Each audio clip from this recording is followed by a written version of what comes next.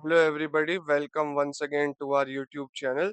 आज के लेक्चर में हम अरिथमेटिक प्रोग्रेशन की कुछ प्रॉपर्टीज पढ़ने वाले हैं। अब देखो, we have studied the formula for general term and sum up to n terms in detail. The formula for general term is a plus n minus 1 into d, and the formula for sum up to n terms is Sn equals to n by 2 into 2a plus n minus 1 into d, जिसको हम लिख सकते हैं n by 2 into a plus l।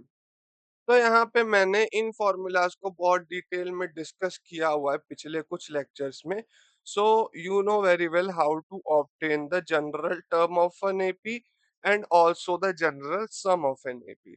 Now मैं चाहता हूँ कि we walk through a few properties of an arithmetic progression that will help you solve many more questions with a better approach. So coming to the first property, which is the arithmetic mean property, it states that A, B, and C are three terms in AP. Then we can say that B equals to A plus C by 2। ठीक है ना। अब देखो ध्यान से यार, A comma B comma C, ये AP में है तीन टर्म्स। अब मुझे बताओ, अगर ये तीन टर्म्स AP में है तो क्या मैं यहाँ से ये कह सकता हूँ कि B equals to A plus D है? अरे भाई, एपी की डेफिनेशन यही होती है ना कि in order to obtain a particular term you need to add a fixed number to its preceding term. तो मैंने ए में एक फिक्स्ड नंबर डी ऐड कर दिया। So from here I will get that D equals to B minus A. I am like fine, this is completely correct. तो let us call this our first equation and I am like really good, आपने सही किया। अब देखो दूसरा, देखो, अगर आपको सी ऑब्टेन करना है तो आप बी प्लस डी कर दो, और यहां से आप डी की वैल्यू निकाल सकते हो C minus B, and I will say that you can name this as your second equation. And now if you closely observe your first and the second equation, you will realize that b minus a and c minus b are the same ways to write d, correct? तो I will equate these, b minus a equals to c minus b मैं कर दूंगा। तो अगर आप यहाँ पे ध्यान से देखोगे तो b plus B equals to c plus A हो जाएगा। Okay, and b plus B equals to 2b equals to c plus A. और यहाँ से मैं कह सकता हूँ, क्योंकि टू लेफ्ट हैंड साइड से राइट हैंड साइड में भेज करके b को आइसोलेट करके b equals to c plus A by 2। अच्छा, इसका मतलब क्या है ना, ये सब चौंचलेबाजी है क्या? बहुत सिंपल सी बात है। देखो, मान लो मैंने आपको एक सीक्वेंस दे दी 2,4,6। अब देखो, आपको ध्यान से दिख रहा है कि in order to obtain any term all I need to is add the preceding term to a fixed number, which means that this sequence is an arithmetic progression. If this sequence is an arithmetic progression, the first term of this arithmetic progression is 2. The common difference will be 4 minus 2, that is 2, and the last term will be 6. We can observe all these facts. The number of terms will also be 3. Okay, so you can easily say that the middle term is 4 here, right? The middle term is 4। और अगर मैं इसको compare करूं हमारे A B C वाले format से, तो हमें दिखेगा a equals to 2, b equals to 4 और c इक्वल्स टू 3। अब मैं कह रहा हूं यार, जो मेरी एक्सट्रीम की टर्म्स है, जो मेरी first term and the last term है, उसका एवरेज निकालो जरा। आपने कहा एवरेज निकालना तो हमें बचपन से आता है, 2 प्लस 6 डिवाइडेड बाई 2, है ना। Number of observations, sorry, sum of observations divided by number of observations. So 8 upon 2, 2 ones are 2, 2 fours are 8. So the average of the first term and the last term comes out to be 8 by 2, that is 4, which means this is the middle term। I hope you get कि हम क्या करना चाह रहे हैं यहाँ पे। We are actually developing a relation between the extreme terms and the middle term। समझ गए मेरी बात को आप? तो अब कुछ क्वेश्चन से सॉल्व करते हैं। If 3x minus 2, 5x plus 1 and 9x minus 2 are in AP, find x। देखो, you know very well that if a b and c are in AP, you can say that b equals to a plus c by 2, right?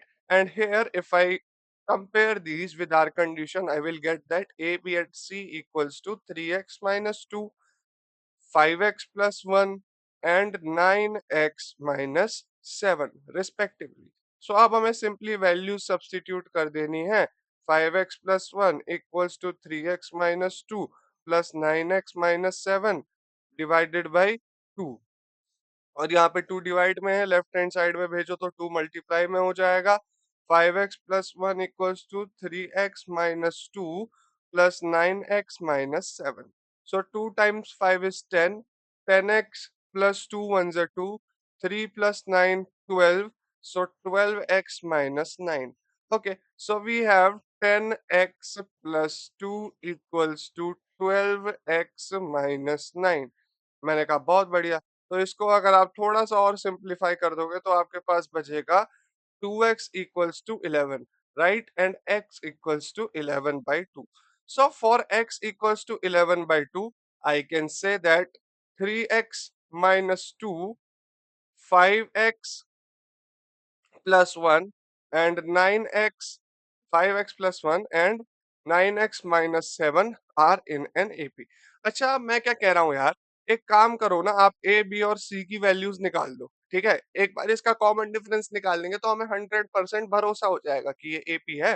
तो देखो a equals to 3x minus 2 है।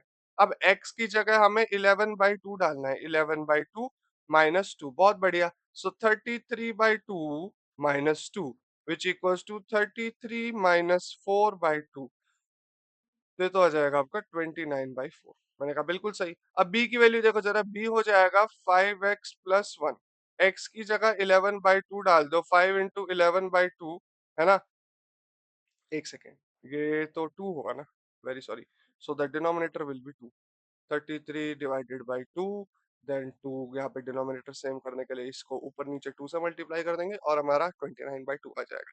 Okay, coming back, 5 into 11/2 plus 1, तो ये हो जाएगा आपका 55/2 plus 1 which will actually be 55 plus 2/2 जो कि आ जाएगा आपका 57/2। ओके, सी की भी वैल्यू निकाल लेते हैं। सी इक्वल्स टू 9x माइनस 7।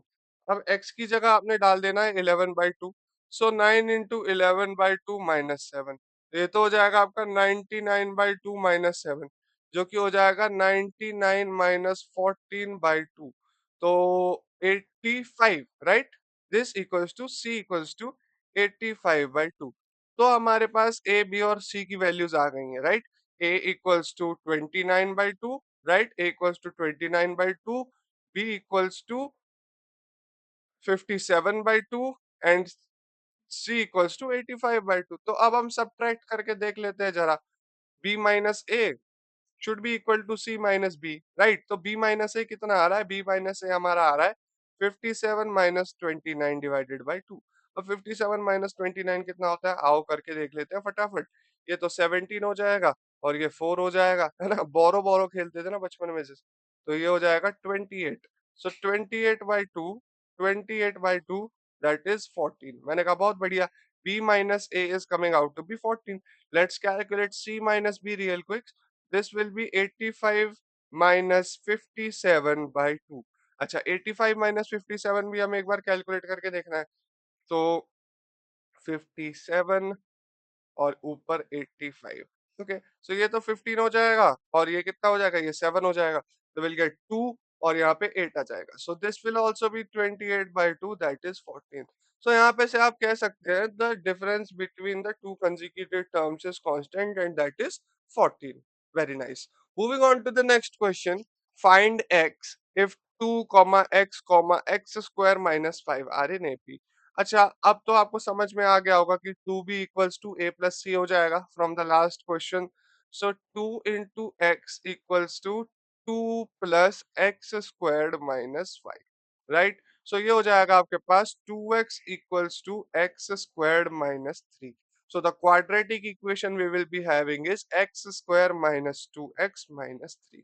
मैंने कहा एकदम सही। तो क्या हम इसको फैक्टराइज कर सकते हैं? आप बोलोगे बिल्कुल कर सकते हैं। X square minus 3x plus x minus 3 equals to 0। यहाँ पे से x कॉमन लिया तो मेरे पास बच गया x माइनस 3।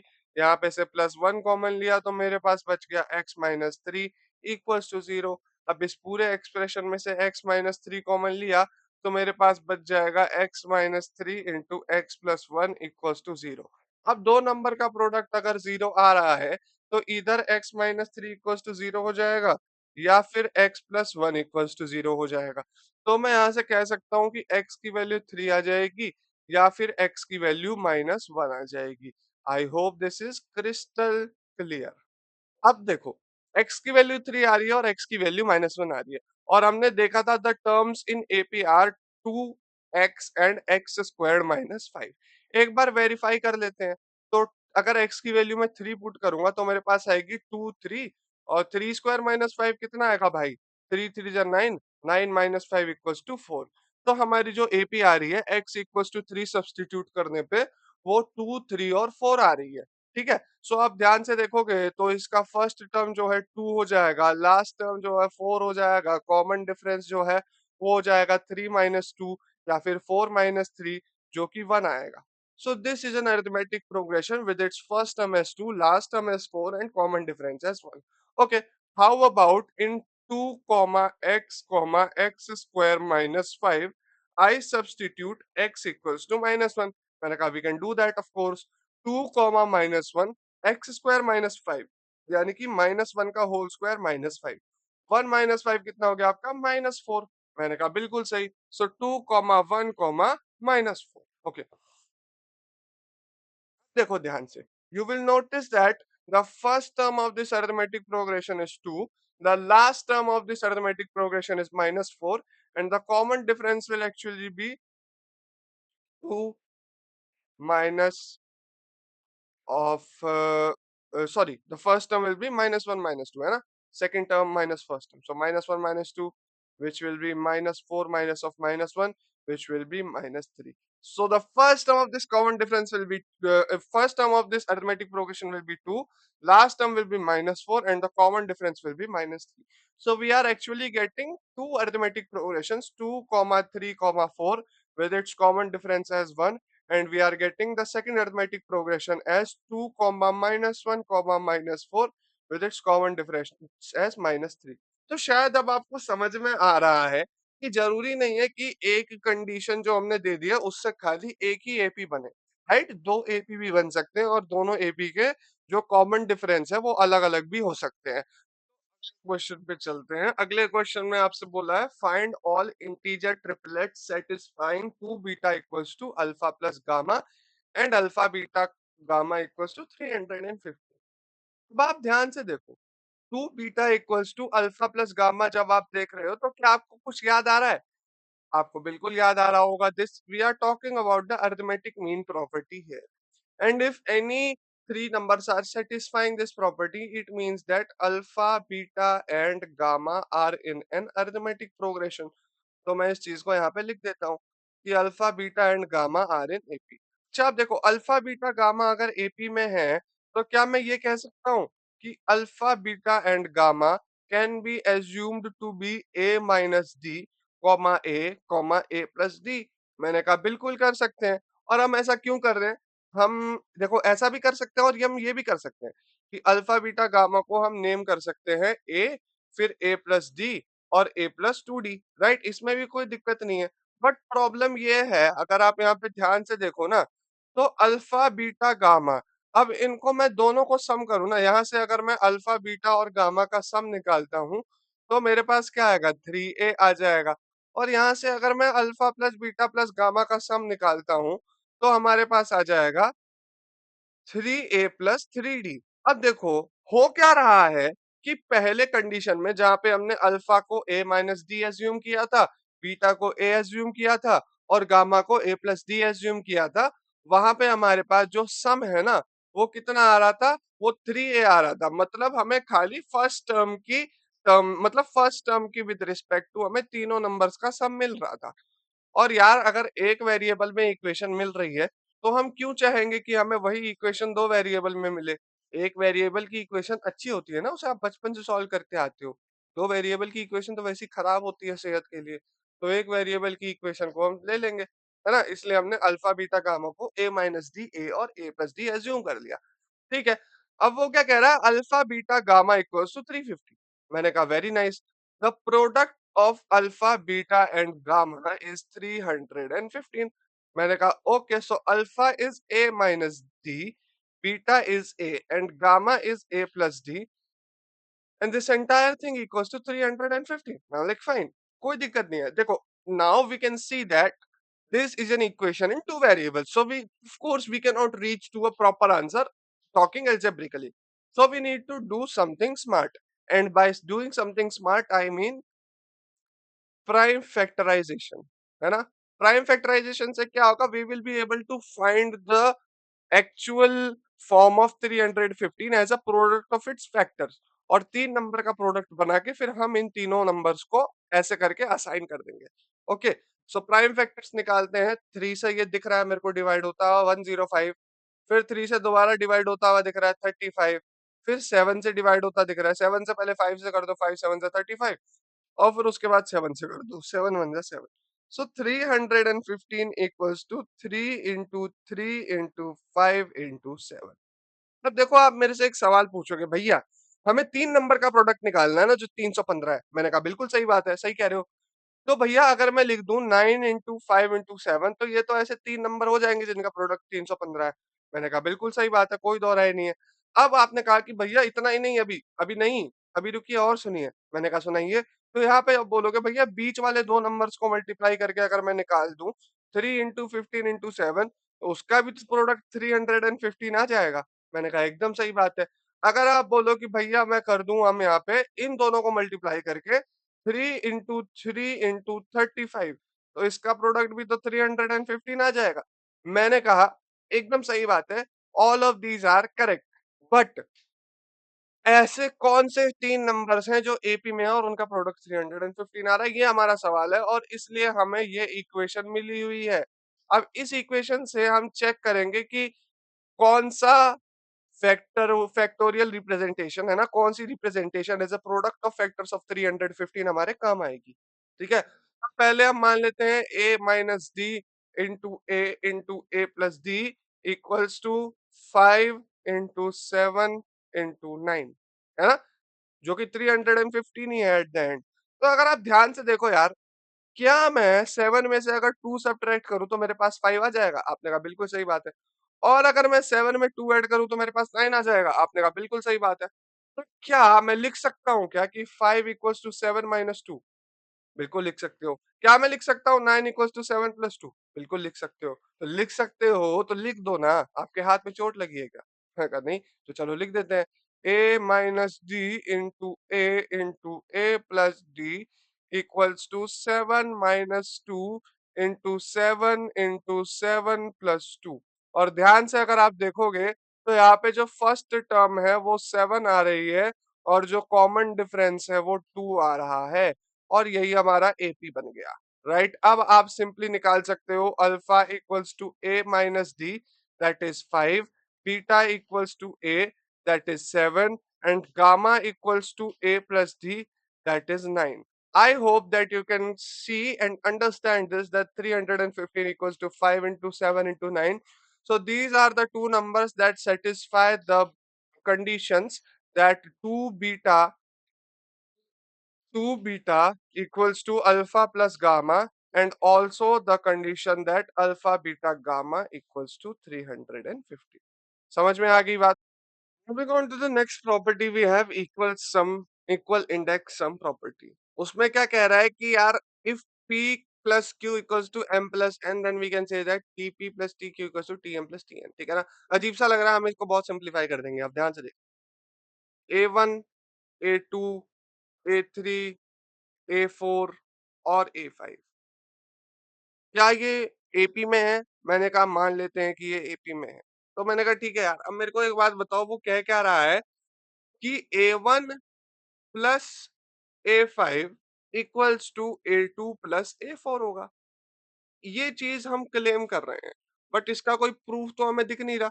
तो मैंने कहा प्रूफ नहीं दिख रहा तो प्रूफ हम कर लेंगे। तो देखो, प्रूफ क्या करना है, आपने इक्विडिस्टेंट सम प्रॉपर्टी समझी है ना, तो आप यहाँ पे ध्यान से देखो, A3 से जो है A2 और A4 इक्विडिस्टेंट है, right.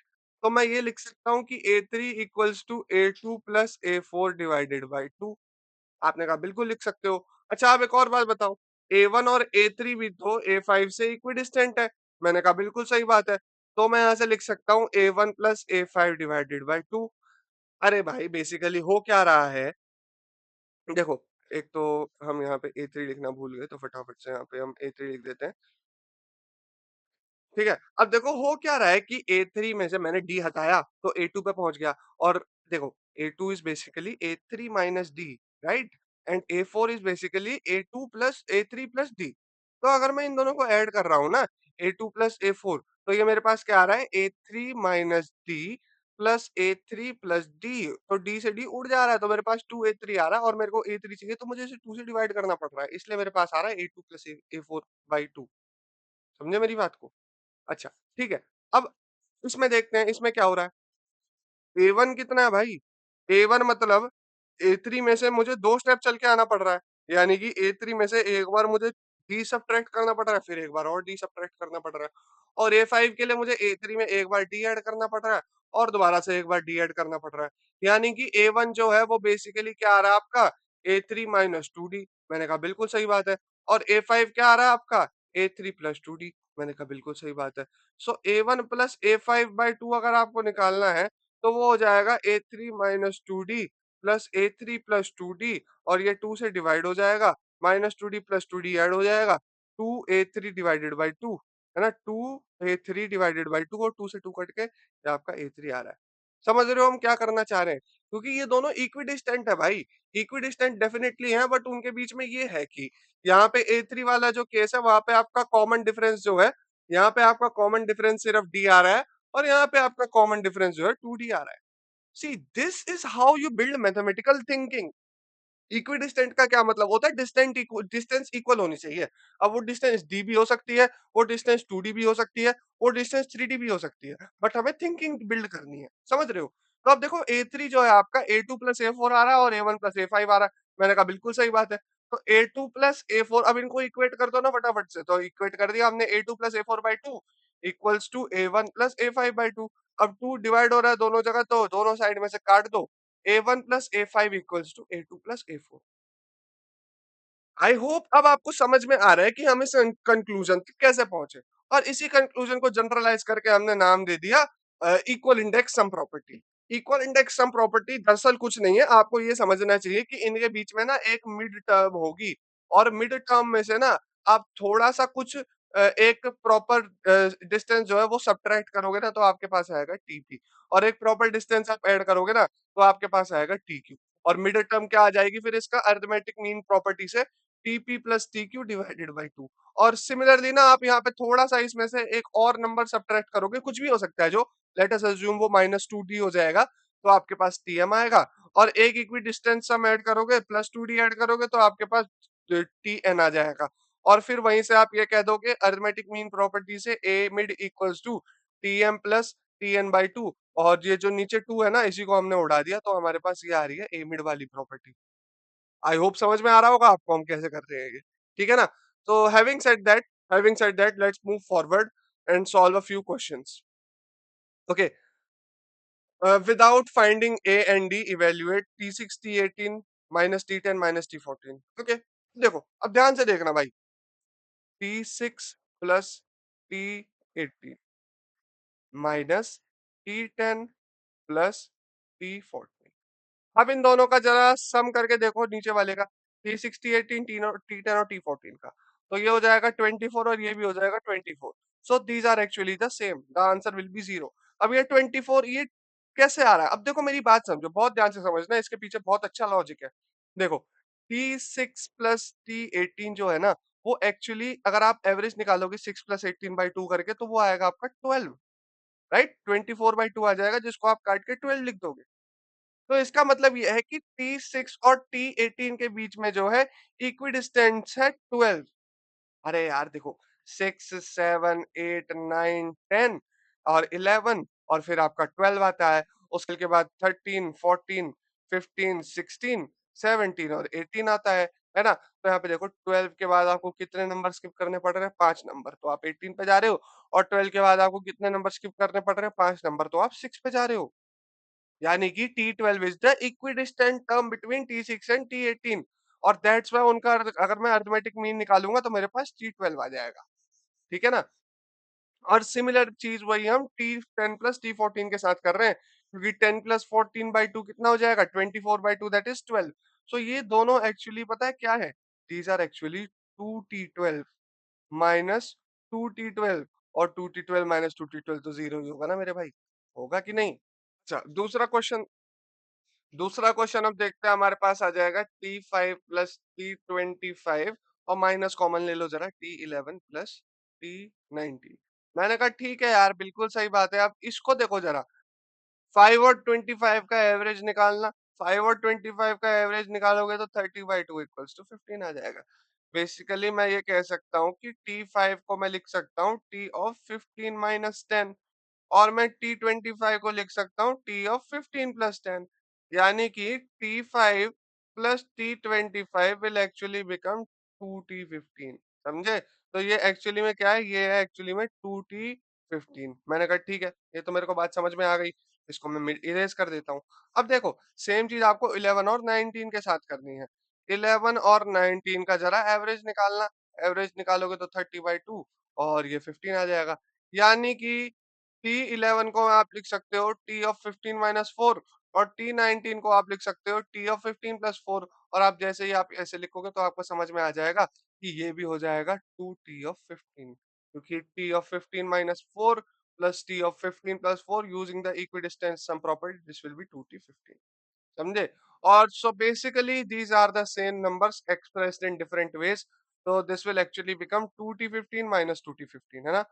This will actually become 2T15, 2T15 minus 2T15, और ये तो कट के जीरो ही हो जाएगा ना, ये तो कट के जीरो हो जाएगा, so this is actually zero. Moving on to the next question, if T7 plus T25 equals to 100, find T10 plus T22. This is for your homework. The same concept is being applied, but मैं चाहता हूँ एक question आप खुद से करो। Okay. Moving on to the next property, Tm minus Tn। Arithmetic progression में दो टर्म्स का डिफरेंस जो होता है वो फर्स्ट टर्म पे डिपेंड नहीं करता है ना। ये कैसी बात कर दी भैया आपने? मैंने कहा ये ऐसी ही बात है, मैं इसको सॉल्व करके दिखा। देखो, Tm equals to a plus m minus one into d हो जाएगा, correct. Tn equals to a plus n minus one into d हो जाएगा, एकदम सही। यानी कि अगर मैं इन दोनों को सब्ट्रैक्ट करूं तो मेरे पास आएगा Tm माइनस Tn, और यहाँ a और a कट जाएगा, प्लस इक्वल्स टू, और यहाँ पे d common, m minus one और minus of n minus one. मैंने कहा सही बात है ना? ऐसा ही तो होगा। तो अगर मैं इसको सॉल्व करूं फर्दर तो मेरे पास आएगा Tm minus Tn equals to d common m minus one minus n plus one. अब देखो, माइनस वन प्लस वन तो उड़ जाएगा, सो Tm माइनस Tn जो आ रहा है ना वो आपका m minus n multiplied by d आ रहा है। मैंने कहा बिल्कुल सही बात है, और ये a पे डिपेंड ही नहीं कर रहा भाई। The difference between two terms in an AP does not depend on a, does not depend on the first term. Expression that we obtain only depends on the index of the second term, the index of the first term that we are subtracting, and the common difference. आने वाले सवाल तो आपके लिए बहुत simple हो गए। T12 minus T7 equals to 35, so m minus n into d, यानी कि 12 minus 7 into d equals to 35, है ना? 5 है ना? तो ये हो जाएगा आपके पास 5d इक्वल्स टू 35, और यहाँ पे d की वैल्यू 7 आ गई, है ना? देखो, 4 लाइन में सवाल हो गया। अब देखो, आप ये भी कर सकते हो, है ना? आप T12 की वैल्यू निकाल सकते हो कि T12 बराबर कितना होता है भैया। T12 बराबर होता है आपका a प्लस 11d। उसके बाद आप बैठ करके T7 की वैल्यू भी निकाल सकते हो। T7 कितना होता है? a plus 6d। अच्छा, ऐसा होता है तो चलो माइनस करके देखते हैं। T12 माइनस T7 कितना आ जाएगा? 5d आ जाएगा। T12 माइनस T7 35 की वन है, 35 इक्वल्स टू 5d आ जाएगा। यानी कि d की वैल्यू कितनी हो जाएगी? d की वैल्यू हो जाएगी 35/5। 5 बन जा 5, 5 7 जा 35, d की वैल्यू यहाँ से भी 7 आ रही है। देखो, दोनों मेथड से d की वैल्यू 7 आ रही है, but instead of creating two equation in two variable and then subtracting them and eliminating one variable, इससे बढ़िया सिंपल यार देख लो ना कि फर्स्ट टर्म पे वो डिपेंड ही नहीं करता, तो क्यों घुस रहे हो फर्स्ट टर्म के पीछे? ठीक है। अब देखो, सेम आपको दे रखा है, given T18 equals to 90, T10 equals to 42, find T25। ठीक है यार। तो देखो, T18 कॉमा T10, तो क्या मैं यहाँ पे से ऐसे कह सकता हूँ T18 minus T10 equals to 18 minus 10 into d, यानी कि 8d, और ये कितना हो जाएगा? एक्चुअली में ये हो जाएगा 90 माइनस 42, यानी कि कितना हो जाएगा 90 माइनस 42? 48 हो जाएगा, है ना? सो 8d इक्वल्स टू 48, और यहाँ से निकाल सकते हैं d की वैल्यू जो कि आ जाएगी 6, राइट? अब वो क्या कह रहा है देखो, T10 इक्वल्स टू आपका 42 है, मैंने कहा ठीक है यार, सो ए प्लस 9d इक्वल्स टू 42 आ रहा है, राइट? सो ए की वैल्यू कितनी आ जाएगी? 42 माइनस 9 6 54, है ना? सो ए एक्चुअली इक्वल्स टू -12। सो ए की वैल्यू -12 आ गई और डी की वैल्यू 6 आ गई। तो कह रहा है फाइंड T25, T25 निकालो जरा। तो जो हमारे पास ए की -12 वैल्यू है और डी की 6 वैल्यू है, उससे हम a प्लस 24d करके तो निकाल ही सकते हैं, राइट? -12 plus 24 into 6। अब 24 इंटू 6 कितना होगा? सो 6 टाइम्स 4 इज 24। मल्टीप्लाई करके देख लेते हैं, हीरो बनने की जरूरत नहीं। 6 टू 12 और 144। सो -12 प्लस 144, तो ये हो जाएगा -1 plus 132। So the 25th term will actually be plus 132, right? Fun fact आपको बता देता हूँ, 12 का स्क्वायर जो होता है ना, उसी को हम 144 बोलते हैं, है ना? Moving ahead, we have if T40 minus T90 equals to 90, find T100 minus T70। मैंने कहा यार, T40 माइनस T10, यानी कि ये तो हो जाएगा 40 minus 10 into D, that is 30d। मैंने कहा ठीक है, और 30d को वो 90 बता रहा है। अरे ठीक है, कोई दिक्कत नहीं है। अच्छा, अब ये बताओ, T100 माइनस T70 कितना होगा? तो ये आपका हो जाएगा 100 माइनस 70d। मैंने कहा बिल्कुल सही बात, तो ये भी 30d आ रहा है, और 30d तो 90 होता है। तो यहाँ से आपको दिख जाएगा कि T100 माइनस T70 की वैल्यू कितनी आ रही है? 90। अब अगेन आप वही खेला कर सकते थे कि पहले A40 निकालो, कि A प्लस 39d, फिर A10 निकालो, A प्लस 9d, फिर सब्ट्रैक्ट करो, फिर उनको सब्ट्रैक्ट करके D की वैल्यू निकालो, फिर इसमें सब्स्टिट्यूट करो, बहुत लंबा प्रोसेस चला जाता है। यहाँ पे 3 लाइन में सॉल्व हो गया, समझे? तो यही है प्रॉपर्टीज का, ठीक है? प्रॉपर्टीज को याद करने की जरूरत नहीं है, थोड़ा समझने की जरूरत है। Symmetric pair sum property. अच्छा, थोड़ा सा इसको देखते हैं। सिमेट्रिक पेयर सम प्रॉपर्टी क्या होती है? देखो, अगर मैंने आपको एक एपी दे दिया, 2,4,6,8,10, 5 टर्म्स का यहाँ पे हमारे पास एपी हो गया। पहली टर्म 2 है, कॉमन डिफरेंस 2 है, लास्ट टर्म 10 है। मैंने कहा मिडिल टर्म कितनी है? कि मिडिल टर्म इसकी 6 है। Okay, very nice. अब देखो, वो क्या कह रहा है? Symmetric pair sum property. Symmetric pair sum property पता है क्या है? कुछ नहीं है, एक इक्वल इंडेक्स प्रॉपर्टी है बस, जिसको अभी हमने थोड़ी देर पहले डिस्कस किया है। T1 plus t n equals to T2 plus t n minus one. अरे भाई, इसके इंडेक्स जरा ऐड करके देखना। ये तो हो गया n+1, और ये कितना हो गया? ये हो गया n+1। इक्वल इंडेक्स प्रॉपर्टी तो है। अब देखो, T3 plus t n minus two को बराबर बता रखा है Tn और प्लस T1 के। मैंने कहा ठीक है यार, जरा ऐड करके देखो। इसका इंडेक्स n+1 हो गया और इसका इंडेक्स n+1 हो गया, समझे? तो ये बेसिकली आपका एक और तरीका है इक्विडिस्टेंस सम प्रॉपर्टी को लिखने का, ठीक है? Moving on to a few questions. First term is 5, first term is 5, last term is 41, find the sum of third and the second last term. Okay, so देखो, थर्ड और second last, देखो last तो हो गई A1, last से दूसरी हो गई an-1, और सेकंड लास्ट हो गई an-2। सो A3 आपको निकालना है और an-2, इन दोनों का आपको सम निकालना है। A3 is basically A1 plus 2d, है ना? अरे A1 में एक d ऐड किया तो हमारे पास A2 आया, फिर A2 में एक d ऐड किया तो हमारे पास A3 आया, और A2 की वैल्यू क्या है? A1 plus 2d। सो A1 प्लस 2d कितना हो जाएगा? A3 हो जाएगा, समझे? तो ये तो हमने A3 लिख दिया, नो प्रॉब्लम्स। अब an-2 कितना आएगा? अब देखो, an-2 कितना आएगा? an में से मैंने एक d हटा दिया, तो पिछली टर्म पे पहुंच गए, और an-1 से मैंने एक और d हटा दिया, कितनी टर्म पे पहुंचे? an-2 पे। और an-1 की वैल्यू हमें पता है पहले से an-d, और इसमें से एक और d हट रहा है, तो ये an-2d हो गया, राइट? सो an-2 को मैं लिख सकता हूँ an-2d। मैंने कहा बिल्कुल सही बात है, तो इसको जरा उड़ा दो, ठीक है ना? अब ध्यान से देखना, वो आपसे क्या कह रहा है? Find the sum of the third and the second last term. तो थर्ड टर्म मिल गई, सेकंड लास्ट टर्म मिल गई, सम कर दो। a1 plus 2d equals to an minus 2d plus 2d minus 2d subtract हो जाएगा। a1 प्लस an उसने हमसे बोला है। अब देखो, a1 5 दे रखी है, an 41 दे रखी है, तो 46 आ गया ये सम। चलो अब इस क्वेश्चन को देखते हैं ध्यान से। t1 plus t15 equals to 84 है। T1 plus T15 equals to 84। Okay, और फिर क्या कह रहा है? T5 plus T11, T5 plus T11 आपको निकालना है। अरे यार, तो ये तो वही हो गई ना बात कि T1 प्लस T15 और T5 प्लस T11, सो 1 प्लस 15 कितना हो गया? 16, और 5 प्लस 11 कितना हो गया? 16। तो इक्वी डिस्टेंट क्या कहते हैं, इक्वल इंडेक्स सम प्रॉपर्टी के हिसाब से हम बोल सकते हैं कि T1 plus T15 equals to T5 plus T11। और यहाँ पे आपको पता है कि T1 और T15 का सम जो है 84 है, यानी कि T5 प्लस T11 का सम भी 84 हो जाएगा। समझ में आ गया होगा मेरे ख्याल आपको ये। तो अगला क्वेश्चन जो है वो कह रहा है, if every symmetric pair sums to 50, find the middle term when the number of terms is odd.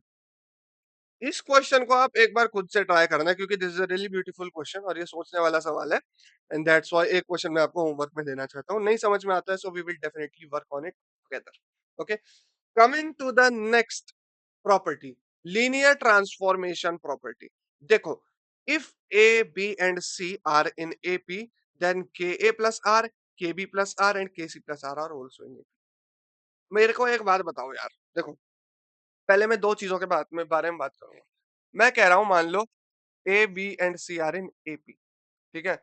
A B C AP में है, और उनके बीच का जो डिफरेंस है ना, कॉमन डिफरेंस, उसको मैं कह रहा हूँ 2 है। मैंने कहा सॉरी, 2 नहीं, डी है। मैंने कहा ठीक है, कॉमन डिफरेंस हमने डी मान लिया।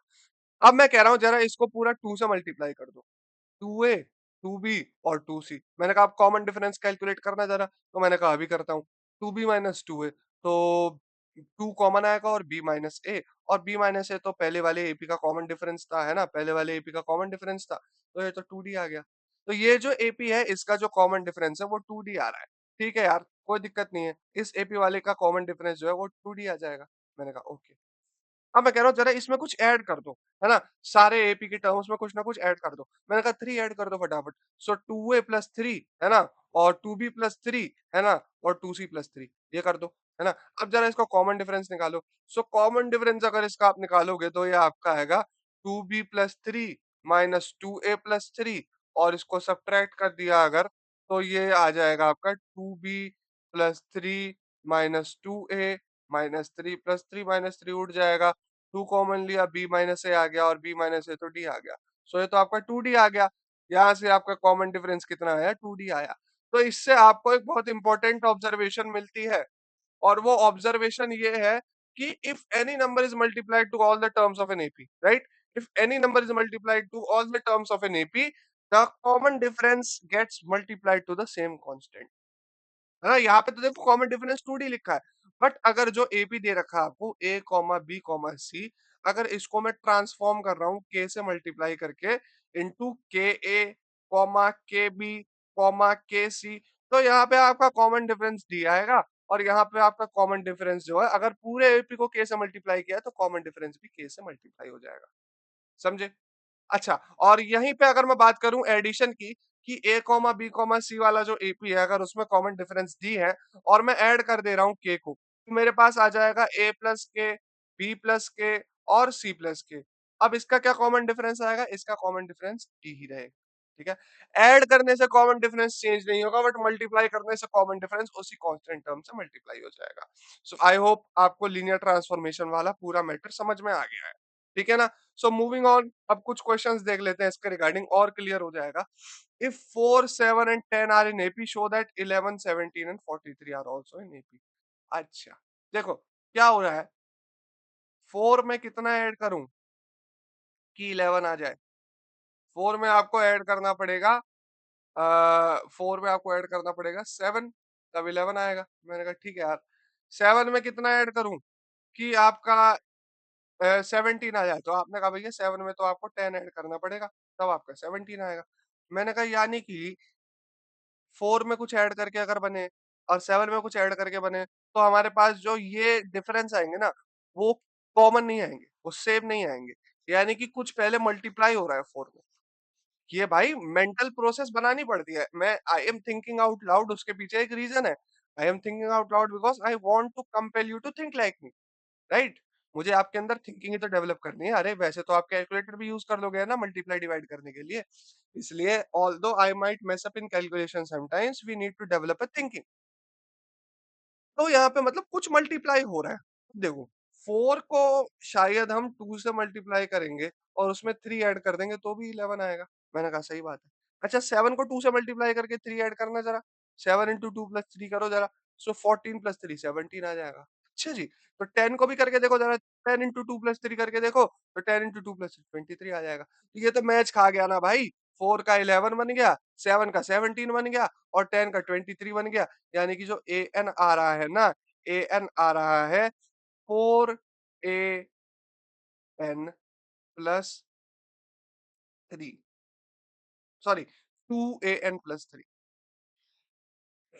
2 और जो है, जो आपका पहले से जो एपी था, राइट, आपका जो पहले से जो एपी था 4 7 और 10, जो आपका एपी था 4 7 और 10, उसका जो कॉमन डिफरेंस था ना, 4 7 और 10 वाले एपी का जो कॉमन डिफरेंस था वो 3 था। बट मैं गारंटी देके बोल रहा हूँ 11 17 और 23 वाले का कॉमन डिफरेंस जो होगा ना, वो 3 को जो है 2 से मल्टीप्लाई कर देना 6 आ जाएगा। और उसके पीछे रीजन है क्योंकि एपी डबल हुई है, मतलब डबल होने के बाद जो भी उसमें ऐड हुआ है वो अलग बात है, क्योंकि ऐड करने से कॉमन डिफरेंस पे कोई फर्क नहीं पड़ता। बट अगर आप डबल करोगे तो कॉमन डिफरेंस भी डबल होगा, इसलिए यहाँ पे इसका कॉमन डिफरेंस डबल हो जाता है। I hope the question is crystal clear. Let's move on to the next question. Find k comma r such that 2 5 8।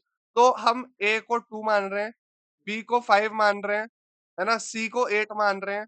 अब ध्यान से देखना, अगर मैं लिखूं के A plus R, K B plus are और के सी प्लस आर, तो ये भी एपी में होंगे ना भाई, क्योंकि ए बी और सी तो एपी में, 2 में 3 ऐड किया 5 आ गया, 5 में 3 ऐड किया 8 आ गया। इस एपी का कॉमन डिफरेंस 3 आ गया। और इसी एपी में अगर के मल्टीप्लाई हो रहा है तो इस वाला जो एपी होगा ना, ये वाला जो एपी होगा, इसका कॉमन डिफरेंस डी के आ जाएगा। मैंने कहा ठीक है यार, कोई दिक्कत नहीं है। तो अब यहाँ पे अगर आप ध्यान से देखोगे, आपके पास आ जाएगा के ए प्लस आर, यानी कि के इंटू 2 प्लस आर। मैंने कहा ठीक है। फिर आपके पास आ जाएगा के इंटू 5 प्लस आर। मैंने कहा ठीक है। फिर आपके पास आ जाएगा के इंटू 8 प्लस आर। मैंने कहा वेरी नाइस, वेरी नाइस।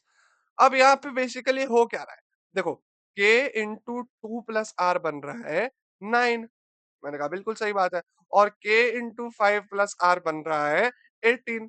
मैंने कहा बिल्कुल सही बात है। सब्ट्रैक्ट कर दो ना फिर। सब्ट्रैक्ट किया तो ये हमारे पास बन गया -3k इक्वल्स टू -9, और यहाँ से k की वैल्यू आ गई 3। समझे, k की वैल्यू आ गई 3। और यहीं पे आपको दे रखा है कि 2k प्लस r की जो वैल्यू है ना, वो 9 आ रखी है। तो 2 3 जा 6 और 6 प्लस r इक्वल्स टू 9 होता है। तो यहाँ से आप कह सकते हो r की वैल्यू आ गई 3। k equals to 3 and r equals to 3. That is the correct answer to this question. So for k equals to 3 and r equals to 3, 2 comma 5 comma 8 becomes 9, 18 and 27. और वही जिस हिसाब से मैंने यहाँ पे थिंक किया था ना, वहां पे सेम ये वाली अप्रोच हम लगा सकते थे, बट इस I saved this approach for the next question. Okay, coming up next question. If a plus b, if a, b and c are in a, b prove that a square plus ab plus b square and bc plus c square need not to be in an ap. I will leave this as a homework question again. This is a very nice question and very simple question, but आपको थोड़ा सा दिमाग लगाना है बस। Mid point property, the middle term equals the average of any two equidistant terms. Equidistant property को लिखने का ही एक नया तरीका आ गया, मिड पॉइंट प्रॉपर्टी। अरे कुछ नहीं है मेरे भाई, देखो हमने ये तो नोटिस कर ही लिया था कि 2tn कितना होता है, tn प्लस आर और प्लस tn माइनस आर। अब इस प्रॉपर्टी में क्या किया कि tn जो हो जाएगा वो tn प्लस आर हो गया और प्लस tn माइनस आर और डिवाइडेड बाई। अरे देखो सिंपल सी बात है, आप चाहे एवरेज बोलो, चाहे मिड पॉइंट बोलो, है ना, चाहे मिड पॉइंट बोलो, चाहे आप बोलो मीन, तीनों में अगर दो नंबर इन्वॉल्व हैं, अगर x1 कॉमा x2 इन्वॉल्व है, तो एक ही एक्सप्रेशन आएगा x1 प्लस x2/2।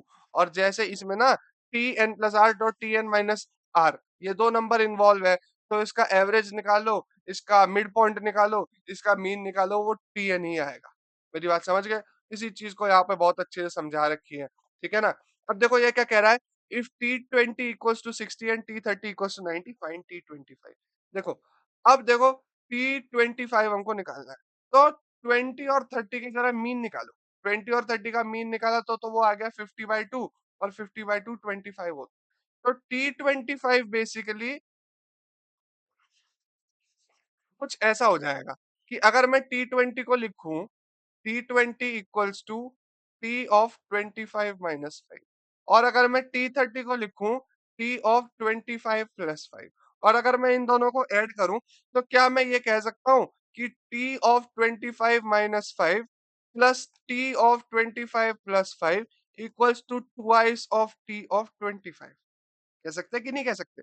और देखो इन दोनों की वैल्यू आपके पास है ही, T20 और T30 की। सो 2T25 एक्चुअली इक्वल्स टू 60 + 90, और 60 + 90 आपका जो है वो 150 हो जाएगा, और यही से आप T25 की वैल्यू निकाल सकते हो 75।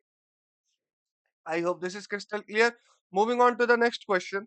If T10 equals to 24 and T16 equals to 42, find T13. एकदम पिछले क्वेश्चन की तरह है, तो इसे भी हम होमवर्क में कर सकते हैं। ठीक है, moving on to the next question. Find the missing term of the AP. देखो मिसिंग टर्म क्या हुआ, इक्विडिस्टेंट आ गया, यानी कि मिड पॉइंट आ गया, यानी कि एवरेज आ गया। सिंपल सी बात है, एक्स को मिसिंग माना, 8 + 18/2 कर दिया। 18 + 8 कितना होता है भाई, 26/2, 13 आ गया। अब देखो यहाँ पे अगर मैं 13 रख दूंगा ना, 8 में 5 ऐड किया 13 आ गया, और 13 में 5 ऐड किया तो 8 आ गया। और वही सिंपल सी बात है, 13 में से 5 हटाओ 8 आ जाएगा, 13 में से 5 बढ़ाओ 18 आ जाएगा। मिड पॉइंट वाला खेल है सारा। Mid point, average, middle term, कुछ भी बोल दो, एक ही चीज है। तो इसी के साथ हमने सारे क्वेश्चंस कंप्लीट कर लिए हैं, और जो main main properties of AP थी वो हमने कवर कर लिया। तो जाते जाते एक बार मैं quote of the day discuss करना चाहता हूँ कि the search of meaning starts with meaninglessness. जब भी आप किसी बहुत ही कॉम्प्लेक्स चीज के अंदर जाना चाहते हो ना, तो वो स्टार्टिंग में बिल्कुल भी सेंस नहीं बनाती है।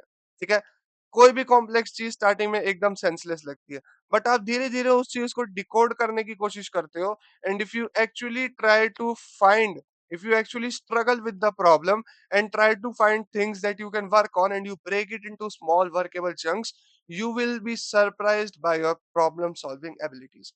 Having said that, let's finish today's lecture. Thanks for watching.